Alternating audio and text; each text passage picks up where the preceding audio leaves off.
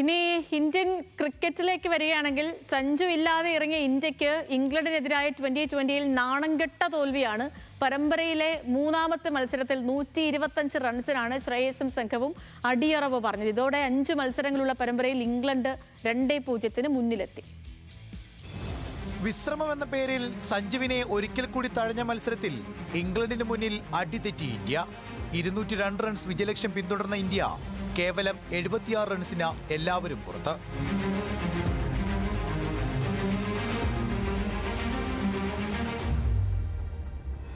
ടോസിന്റെ ഭാഗ്യം ഒരിക്കൽ കൂടി ശ്രേയസിനെ തുണച്ച മത്സരത്തിൽ ഇന്ത്യ ഇംഗ്ലണ്ടിനെ ആദ്യം ബാറ്റിംഗിന് അയച്ചു.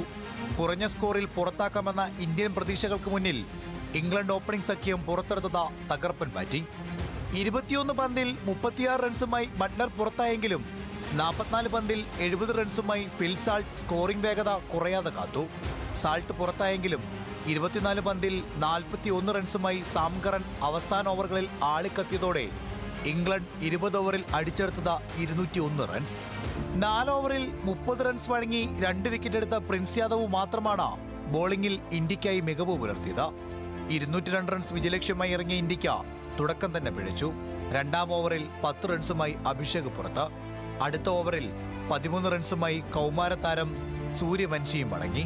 പവർ പ്ലേയിൽ 54 റൺസ് അടിച്ചെടുത്തെങ്കിലും നായകൻ ശ്രേയസ് അയ്യർ അടക്കം ഇന്ത്യൻ മുൻനിരയിൽ 5 പേരും കൂടാരം കയറി.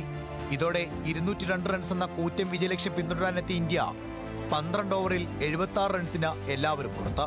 4 വിക്കറ്റ് എടുത്ത ജോഷ് ടങ്ങാണ് ഇന്ത്യയെ തകർത്തത്. വിശ്രമം എന്ന പേരിൽ സഞ്ജുവിനെ കാരണം കണ്ടെത്തി തഴയുമ്പോൾ പുതിയ നായകന് കീഴിൽ ഇന്ത്യയുടെ തുടർച്ചയായ 4ാം തോൽവിയാണിത്.